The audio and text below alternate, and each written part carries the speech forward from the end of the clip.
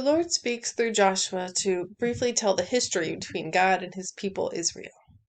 The story starts with Abraham's father and his father and father's father. It says they served other gods.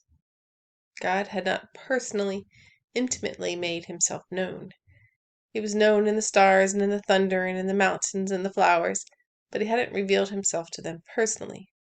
And out of these people who worshipped other gods, God takes Abraham. The ESV has God simply stating, "Then I took your father Abraham from beyond the river." God took him. What that looked like was God telling Abraham to leave his home, and Abraham obeys. Then God reveals himself to Abraham. Over time, Abraham will have a few personal encounters with God. God will show his faithfulness and blessing. Abraham shows his allegiance, choosing to obey. Abraham chooses to trust and obey, and God does the rest. But to even get to the trust and obey part, God had to act. God called Abraham.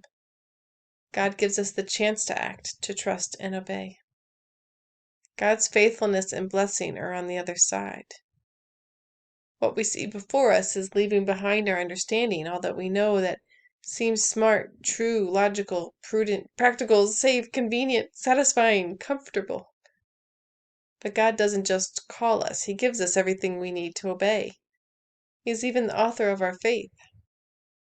So before you use an excuse of "I can't," rethink what you're saying. Have you ever thanked God for taking you out? To be separate, to be holy, to be His, we have to first come out. We have to be called out. When has God called you out? Did you go? Have you thanked Him for taking you out?